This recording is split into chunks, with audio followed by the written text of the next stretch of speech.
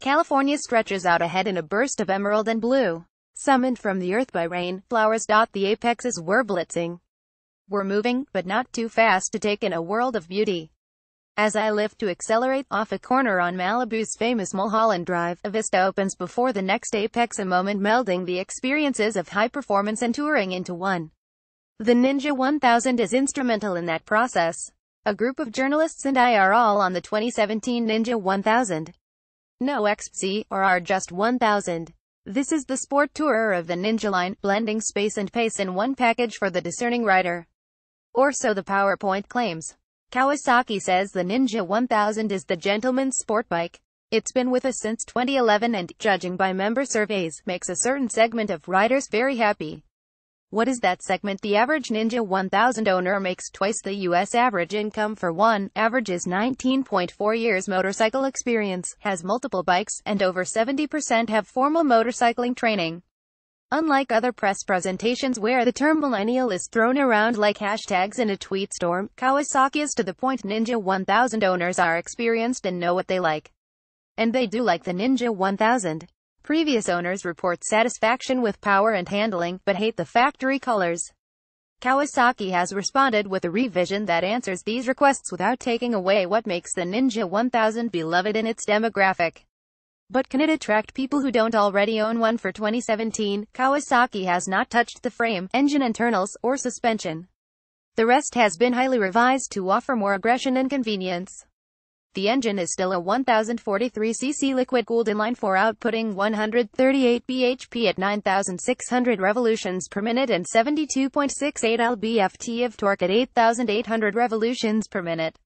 Subtle tweaks have improved throttle response and torque spread. There are further EQ revisions to meet Euro 4 emission standards. A secondary balancer geared to the crankshaft has been added to reduce vibration, and a new intake resonator has been integrated to soften intake roar below 7,000 revolutions per minute yet give it character above that point. The assist and slipper clutch is carried over from the previous model.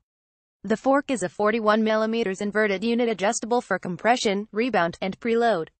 The rear shock is the previous unit with remote preload adjustability, features revised linkage and settings for a softer ride, and lowers the seat height a bit to 32.1 inches.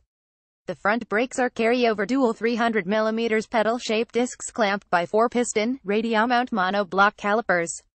The rear is a carryover 250mm pedal disc with a single-piston caliper. For 2017, pad material is revised on the rear, and a radial front brake master cylinder is new. Both changes are made to improve braking feel. Looks and accommodations are updated as well. For starters, the fairing has been redesigned to be more in line with the bikes it shares its Ninja namesake. The new Ninja 1000 is significantly less pudgy than the outgoing model and features chiseled flanks, a sharpened front fascia with a chin spoiler, and a more angular lower fairing. The windscreen has been brought in closer to, and hews more closely to the bodywork. Not too aggressive, no one will confuse it with a nearby ZX-10R. None of these cosmetic changes, Kawasaki claims, impacts this bike's comfort at speed. There are outright comfort improvements, too. The seat is wider for more support, and the passenger seat is longer, wider, and redesigned to keep the passenger from sliding forward. The windscreen, although closer to the bodywork, is three-way adjustable to keep the wind off. Amenities are a little sparse though. There is no cruise control and heated grips are a $289.95 option. Of all the revisions, there's one that redefines the whole bike: the electronics package. For 2017, the Ninja 1000 receives the kitchen sink of Kawasaki's electronics suite. Get ready for the acronym SOUP. 3-mode KTRC is carried over from the previous model. And for 2017, KIBS, a Bosch IMU, are added. This whole system is now dubbed KCMF. Here's the message, decoded. The Bosch IMU is the same unit found on ZX-10R. It features 6 axes of measurement including longitudinal, transverse, and vertical angles and accelerations, and Kawasaki has its own schemes by which IMU data are interpreted to become the bike's reactions through KTRC. KTRC is Kawasaki's traction control system, and was available on the last Ninja 1000. It features 3 modes, 2 levels for dry pavement, and a third for wet plus completely off. Previous to this year, KTRC relied on wheel speed sensors to decide how the bike reacted. With the addition of the parameters added by the Bosch IMU, wheelie control is now more precise and its interventions have become more nuanced than simple power cuts. KIBS is Kawasaki's intelligent ABS and works through the riding modes and wheel speed sensors with information from the engine's ECU to provide seamless braking intervention. It is a carryover from the last model. KIBS has also been enhanced through the Bosch IMU. Kawasaki now dubs the new system KCMF Kawasaki Corner Management. IMU data on bike lean angle now works with ABS and KTRC to make ABS and traction control interventions more accurate, subtle and effective. For the Ninja 1000, all of these systems have been modified specific to this application. PowerPoint over. It's time to ride. California screamin', we had our choice of color, as long as it was green. In the light of day, the Ninja 1000 has cut a striking profile, even with the optional saddlebags, an option chosen by 54% of buyers, $1,300 including parts and labor. Overall, it's noticeably more sport-oriented, its snout more sculpted and edges sharpened over the older model. The assembled journalists and I would be making a 2-day gentleman's road trip up to the Quail motorcycling gathering. That label depends on your definition of gentleman. I would hardly say our group qualified for the distinction. No one brought a top hat, and I was wearing denim on denim. Quite well, I may add.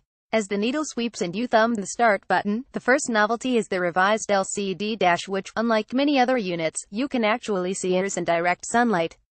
Imagine that. Next, you see the cluster that controls the riding modes with the switch next to the lights on the left handlebar. The bike saves your chosen power mode unless you turn all systems off. Once you again switch on, it will default to mode 1. Seating position is initially very agreeable and neutral. Your feet are beneath you and your hands outstretched straight with just enough crouch to cut the wind. At 5'10" I fit very well, but if you're taller you may wish to add risers as we did to our old long-term Ninja 1000. We set off due north, our merry pack of undistinguished gentlemen, a green algae flowing through traffic. Slogging through an urban environment, two things matter: low speed manners and maneuverability. Since you are not hunched over like on a sport bike, it was way easier to crawl in traffic at a snail's pace, and the easy pull clutch was a one-finger featherweight. Even with the bags, the bike does not feel noticeably wide. If you don't feel like shifting, the engine can chug along snatch-free in a gear too high. Out of the city though, the bike really makes sense. We snaked our way to the Snake Mulholland Drive. Its dusty blind corners always catch out those not familiar with the route, i.e. me, but the bike was an entirely confidence-inspiring package with its electronic revisions. When the traction control light blinks, you brace for the stutter of power cuts, but with the new system you feel only a smooth thrust reduction. Power never cuts or chops. The system just gently nudges you along. Same with the brakes. Initial bite is a touch soft, but stopping power is more than adequate. Again, ABS never cuts or chops in. It gives you confidence to really trail brake into corners. For a bike with 1000 cc's, the electronics package makes it downright friendly and accessible. But do not be fooled. At lunch, Senior Media Relations Coordinator Jeff Herzog mentioned that I should try it, but the system's off. All of them. After a gut bomb of a cheeseburger, we departed lunch and I left with the systems turned to 0. The power level does not change, nor the forward momentum, but with the electronics not helping, you're left with the Ninja 1000's litter bike roots. The front wheel will rise with a twitch, and the power feeds through the rear wheel uninhibited. Highly recommended if gentlemen require a more vigorous experience. I left it in mode 1 for the rest of the trip. I am a pansy. Valleys turned to wide-open expanses, then into coast, then hills and back again as we snaked our way up to wine country. The windshield bothered me. It's 3-position adjustable, but you can't adjust it while moving because the lever is located on the right side buried near the gauge cluster. There's even a sticker that mentions the incredible dangers of touching the windscreen without opening the owner's manual. But even on its highest setting, you still get an athletic buffeting that reminds you that the Ninja 1000 is more sport than touring. Even with the more comfortable seat, after 3 hours you will still be angling to get out of the seat for a stretch and a break. There is no mistaking this bike for a pure touring machine. On a ride like this, howling along the coast combines well with the grand scenery. For crossing Nebraska at one sitting, though not so much. The intake resonator is a welcome touch. The motor clears its throat above 7,000 revolutions per minute with a howl. I thoroughly enjoy an inline 4 in this application as compared to a V-twin. It spools endlessly to the horizon, nearly vibration-free. Remember that secondary balancer aside from a small tingle at around 10,000 revolutions per minute. It's the most sophisticated way to travel at a quick pace. Over 2 days it was more of the same. More awesome scenery, more interstate slogs, wash, rinse, dry, and repeat. And with each cycle, the Ninja 1000 made more and more sense. As we slither into Monterey, I notice the bikes of others arriving. All of them say something. From Harley to ADV to Sport, they're twin-wheeled identities chosen by the pilot. Except ours. Even in alien biohazard green, the Ninja 1000 is a sleeper. The motorcycle for those in the know, distinctive looking, yes. But a standout no. It doesn't proclaim, "You've really a DVD only." If you've seen the Andes at sunrise, check out my @rider thread for details. Nor does it say you shred the GNAR at all times, nor cruise vast distances with the sound of American thunder between your legs. The Ninja 1000 is quiet confidence.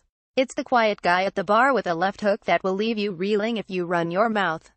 Even with the dial turned down a couple notches from full punch, the achievable pace can leave even well-ridden sport bikes in the dust. And with the Rider Aid suite, you can accomplish this even more easily and safely than before. Take your bags for the weekend, and your wife. The Kawasaki Ninja 1000 is defined more by what it isn't than what it is. It is not an apex-slaying hypersport that is the ZX10R. It's not a heavyweight sport tourer that is the Concours. It is not a sky-high, peaked adventure bike, that's the Versys.